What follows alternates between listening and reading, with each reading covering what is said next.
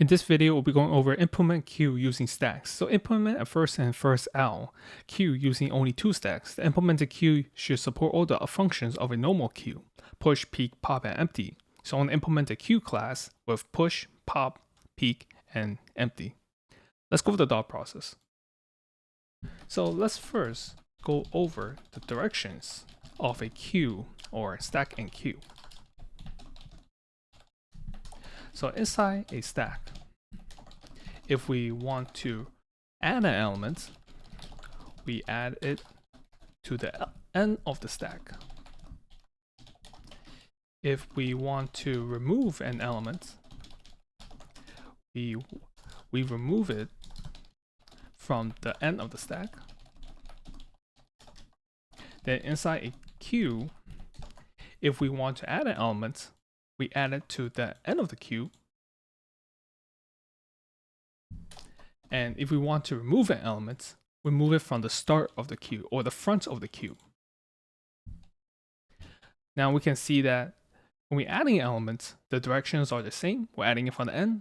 But when we want to remove an element, we can see that it's different. We can only remove elements from the end of the stack. And in this case, we can only remove elements from the front of the queue. So if we currently have 2 stacks, S1 and S2. If there are n elements inside S1, and if we want to remove an element from the stack S1, we need to remove the elements that's currently in the front of the stack, right? Because we're implementing the queue using stacks, so we want to remove the elements that's currently in the front of the stack. Now, how can we do that?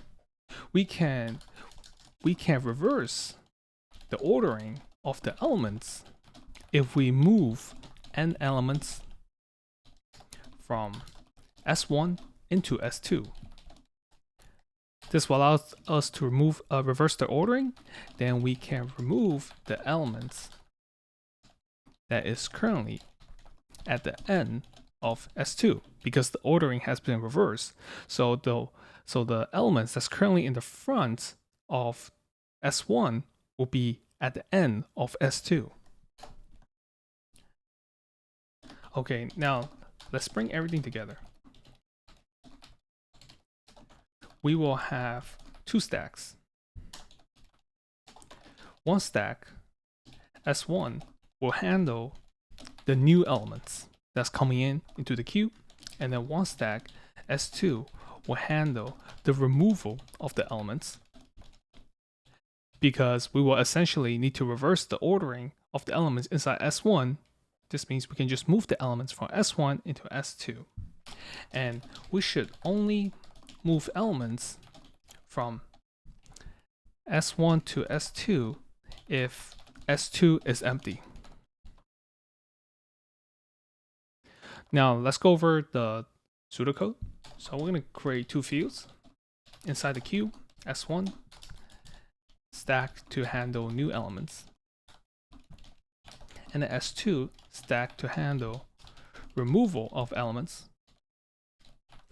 Now I want to push the elements X into the queue. We can just push X into S1 because S1 handles all of the new elements.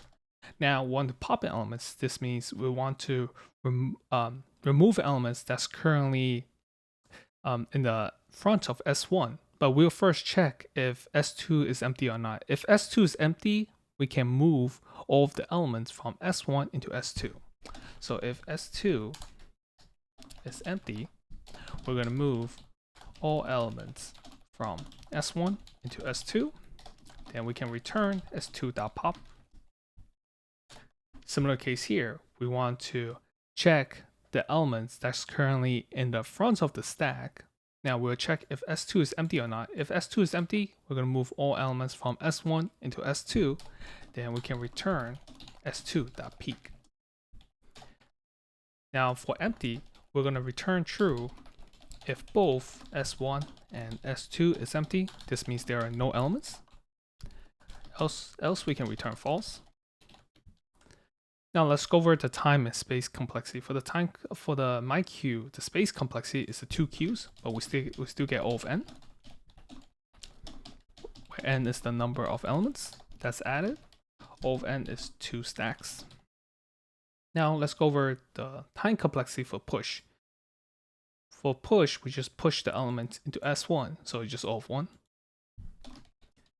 And then for pop, the amortized time for pop is O of 1. So we have amortized time complexity is equal to O of 1. And then for peak, similar case here, we have amortized time complexity of O of 1. And then our time complexity for empty is also O of 1. Now let's go over the code. So we're going to create 2 stacks here inside the queue.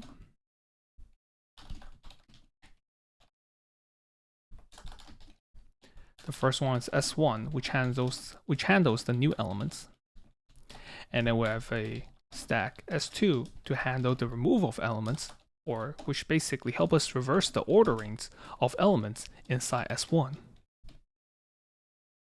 Oh, we can initialize it here.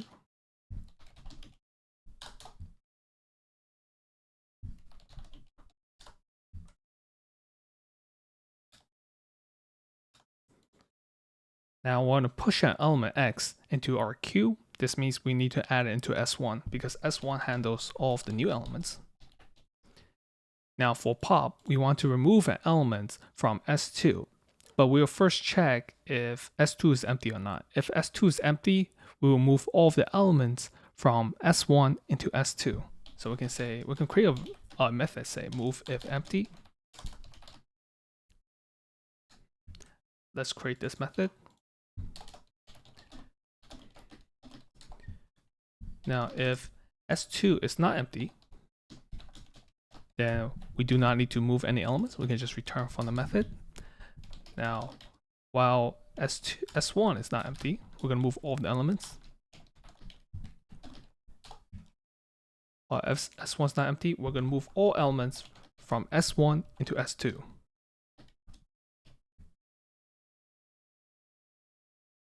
Now, after we move elements from S1 to S2, we can just return S2.pop. Now in the peak, we also do move if empty. If the stack 2 is empty, we can just move all of elements from S1 into S2. Then we can just return S2.peak. Now for the empty method, we'll only return true if both stacks are empty. So we're going to return S1.empty is empty. Oh, S1 is not empty.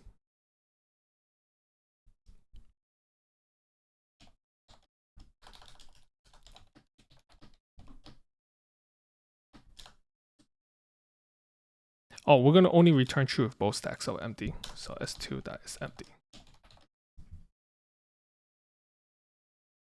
So we're going to return true if both S1 and S2 is empty.